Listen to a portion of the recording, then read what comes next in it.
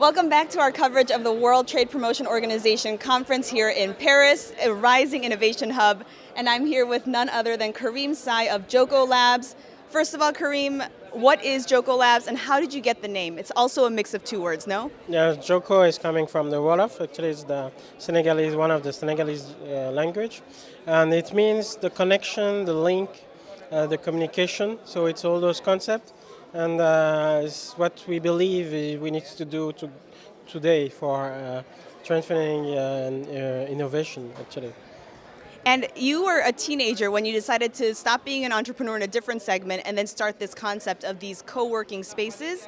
Can you tell us what triggered that thought process? Not really a teenager, but yes, 8 years ago actually I started Jokkolabs, and the idea is coming from all my experience as a serial entrepreneur, also being working with you guys actually at International Trade Center on working on exportation, also with CBI. I was an expert for CBI, and also being involved in the professional organization, discussion with the government. We feel that there's a emerging new economy actually that is totally different and with new way of getting direct contact. We say now the world is flat actually. So the main thing is how we connect people. We can do that for sure virtually, but the need is also to do it at a face-to-face basis. So that's why we bring hubs where people can connect, can come, can share ideas, can be full together, and then to work together, to collaborate on projects. We have this approach of being what we say co-petition.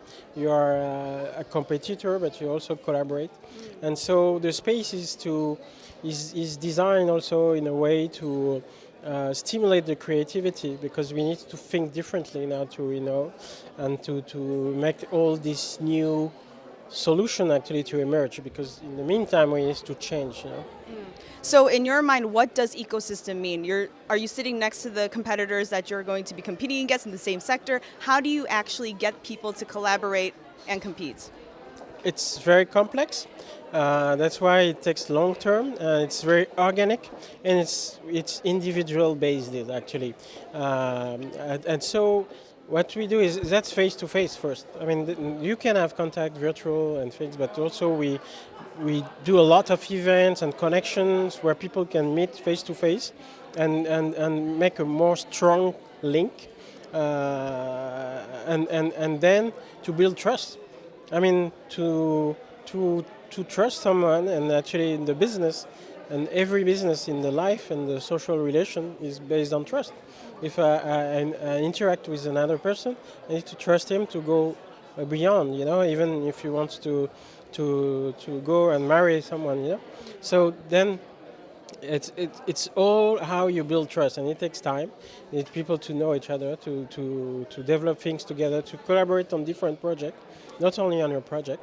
And when we say ecosystem, actually is an interaction of different organizations. That's why also how Jokkolab is built, because we connect different type of organization from individuals. So we are in the process, what we call the open innovation approach, but we are even in the most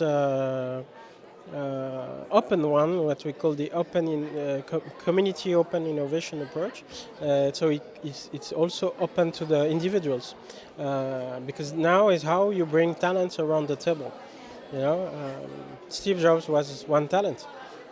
So how you bring those talents around the table, how you bring corporation, how you bring startups, how you bring NGO, how you bring people from the academia, how you bring also people from the institution, and all together how they can think and come with something totally new, because the world is superior than the sum of the parts. Very well said. And it's almost like the more digital and technology forward we get, the more of that human element needs to kind of come back, right? And so when we talk about ecosystems, what we've been discussing is mainly on national levels, but you've really crossed the border from Senegal into Mali into France. How did you do that, and how can others kind of replicate what you're doing? I mean, the DNA as the new world, as we say, we are in a village.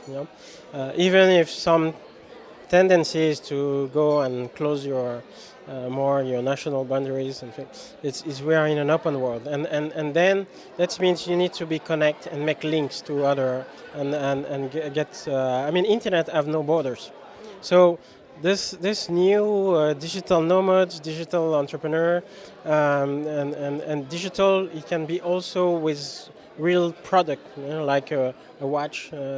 Or something, with technology inside, even a car, So it's not just software.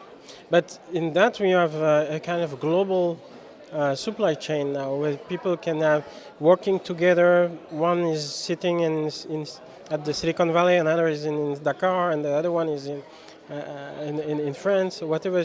So they look at where their resources are, and they organize a team virtually, and they can work. So at the beginning, the DNA is international. So, but what we want to create is also a place where people can come.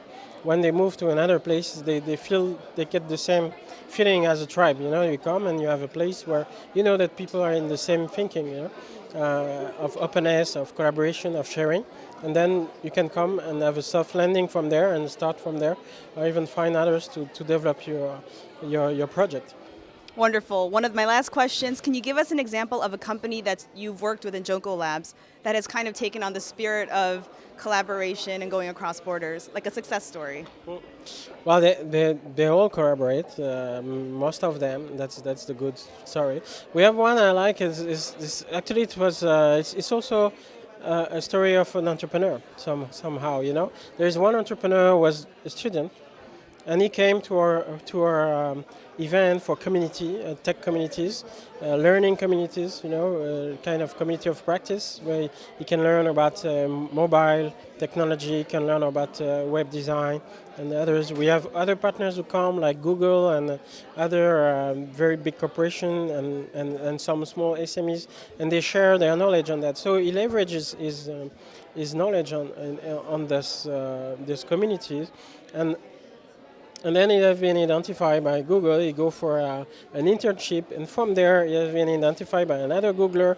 You say, "Hey, I have an idea for a project for Africa. Can you do it with me?" So they make a partnership, and actually, this guy even have a small company. He was already working for corporate abroad in Asia, in the US, is a very good developer actually. So you can identify talent on those communities. And then from there they start a joint venture on that project. And actually it's called Coin Afrique. And it has been one of the big success now in the West Africa. They have an investment of 1.5 million euro. That was one of the biggest investment we have in that area, but because of the addition of talents actually, moving from one place to another, getting this international approach. And this guy also was coming from Benin and Ghana, was based in Dakar, and then he moved to this place.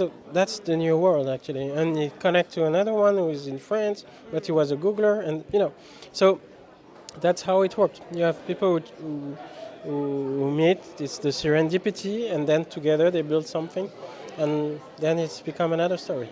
Wonderful. It's a world without borders and really making use of all the networks that you have. Yeah. Last thing, can you give a few tips? On this one, tell the people who are watching at home 3 tips for them to follow in order to kind of follow in your footsteps and to make the most of this ecosystem. First, the main one is forget your ego.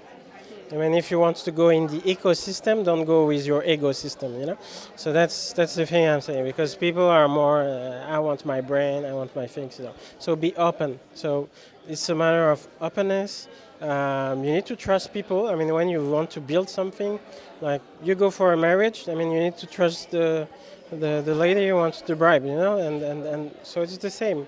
You need to trust people and try. Sometimes it works, and most of the time it works, and sometimes it doesn't work, but then it's not the end of the life, So that's the second one. So collaboration and trust.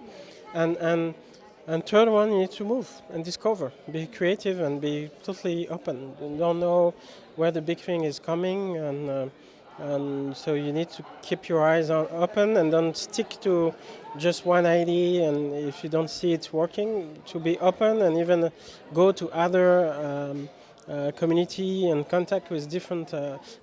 The innovation is coming from diversity, and when you get that, then you can have the big hit coming from there. Wonderful. So take calculated risks, right? And travel. Well, the risk, is always calculated for an entrepreneur somehow. Yes, and in the meantime, I always say think big. We always say think big, start small, and scale up. And perhaps for nowadays, something very important is don't just think about the next social media or whatever. Think about what thing can be a solution for the challenge we're facing in the world now, because we are facing very huge challenge, and we need all the collective intelligence to be focused on that for now. Wonderful. That's a wonderful recap. Thank you all for joining us at home. Stay tuned for more coverage of the World Trade Promotion Organization conference to hear from the likes of people like Karim who are really making a difference in changing up the way things are done in the current ecosystem. Cool. Thank you.